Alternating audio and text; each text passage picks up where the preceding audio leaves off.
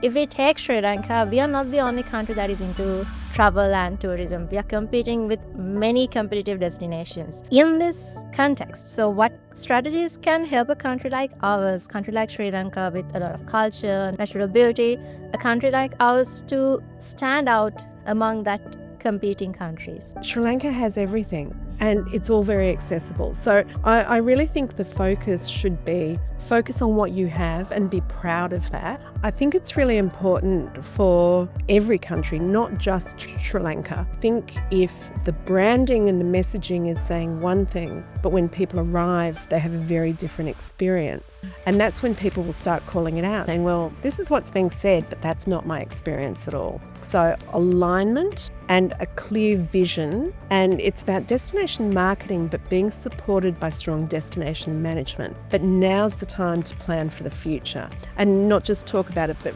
really getting concrete actions. How do we strike the balance? The assets are of primary importance, and that's really got to come first. And this is why I often talk about destination management before destination marketing. You need to protect those assets, because if you don't have a future. Hi, welcome to a brand new episode of Front Row. So I have Miss Natalie Kidd with us today. She is the Managing Director Asia for Intrepid Travel. Now, talking about travel and tourism, it's nothing new to Sri Lanka. And it's great to have you here with us today to discuss your experience, share experience with us. And moving on to the first question. So when we take Sri Lanka, we speak of it with a lot of pride. But if we take Sri Lanka, we are not the only country that is into travel and tourism. We are competing with many competitive destinations. So in this context, so what strategies can help a country like ours, country like Sri Lanka with a lot of culture, nature, natural beauty, a country like ours to stand out among that competing countries? It's great to be here, and I love being able to talk about Sri Lanka tourism because Sri Lanka has so much incredible potential. When people talk about kind of the competitive nature of tourism, I think it's really important for every country, not just Sri Lanka, but particularly in the context here, to be proud, as you've already stated you are, and be confident in what you have. I think there is a tendency to say Sri Lanka is a smaller country, a smaller economy. How do we compete with much bigger countries, particularly in the Asia region? But I really think it's important to come back to focus on what you have here, not what others have, because Sri Lanka has so much variety of product, incredible historic sites, culture and traditions, incredible natural ecosystems, iconic biodiversity, but most importantly, incredibly warm and welcoming people, all put together in a very accessible space. So I think Sri Lanka really competes very well with much larger destinations. Sri Lanka has everything and it's all very accessible. So I really think the focus should be focus on what you have and be proud of that. Speak to it authentically. But a common point that I will make, I think, through a lot of what Sri Lanka should do is about alignment and strategy. So know what the future vision is for tourism, know what the tourism strategy is, and make sure what we talk about is aligned.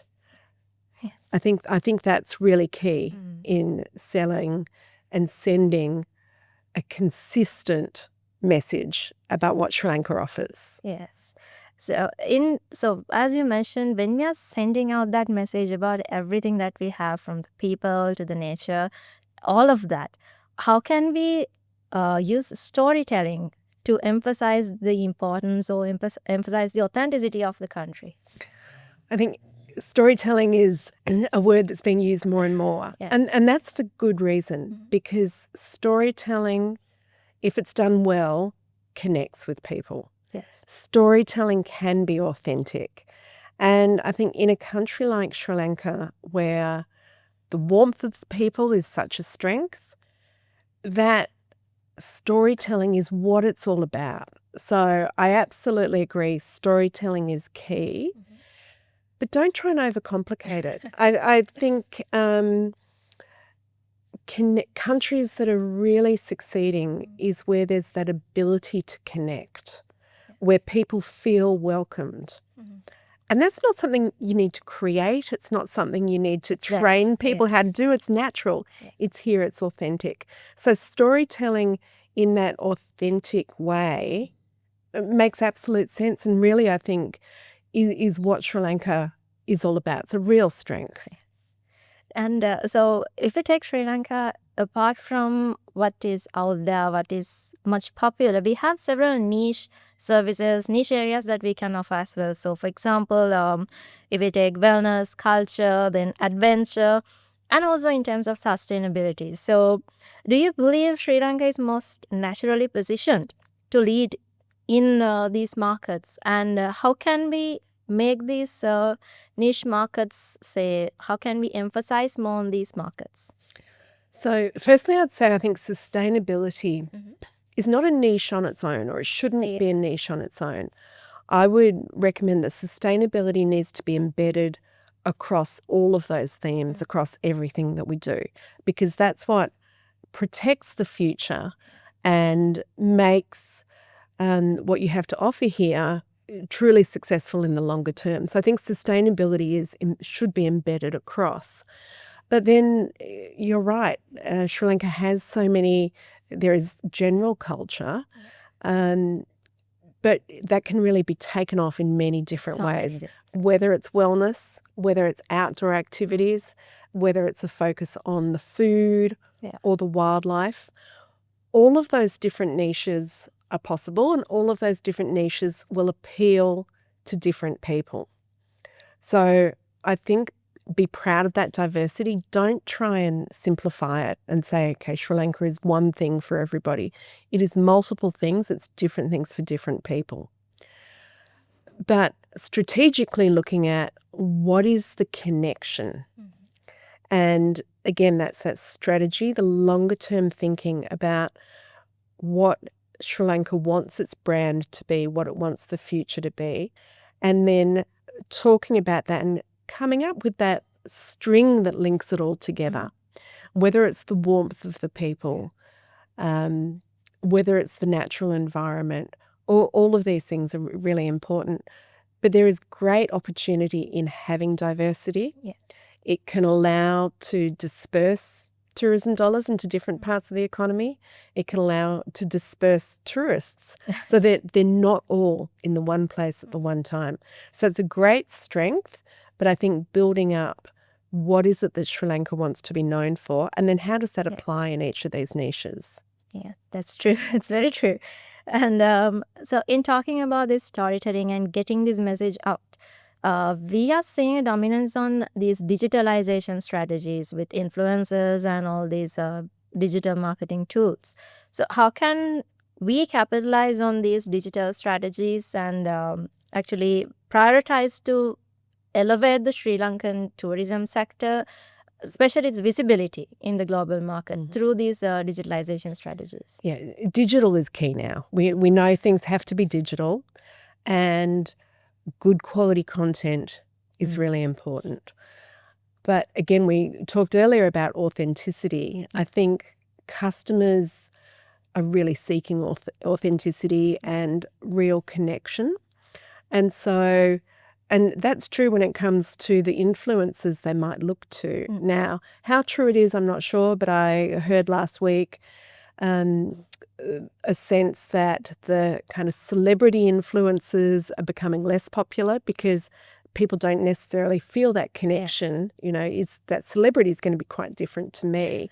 So a greater connection to influencers people can see. Yes, someone just like you. Connection, someone like you. And then what they're talking about, okay, that's the right fit for me. So looking for that fit, whether it's somebody from my home that is then talking about Sri Lanka, and I'm like, well, they liked it, so I should like it as well.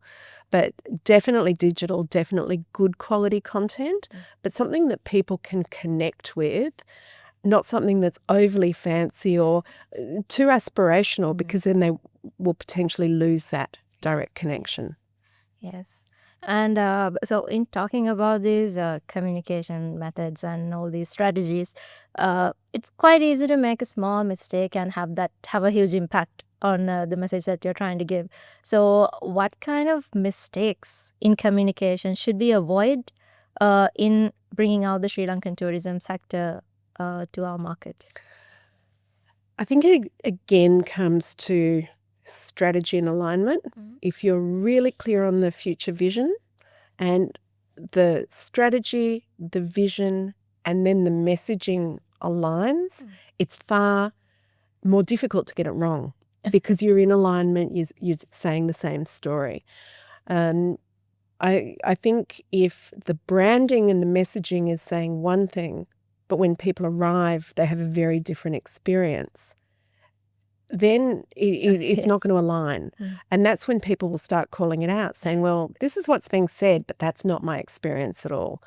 So alignment and a clear vision, and it's about destination marketing, but being supported by strong destination management. So what people are seeing and what people are hearing aligns and tells the same story. Yes, and so you've been continuously telling us about alignment and managing authenticity and having that string of connection. Could you explain it a bit more in the context of Sri Lanka, how we can capitalize on these strings, how we can capitalize on this connectivity? Sure. I've got to say, I'm already hearing a lot of the right words and a lot of the right direction. So, sustainability keeps being mentioned, and I think sustainability is really key. Let's learn from experiences around the world of perhaps much bigger tourist destinations who have potentially let tourism gone too far.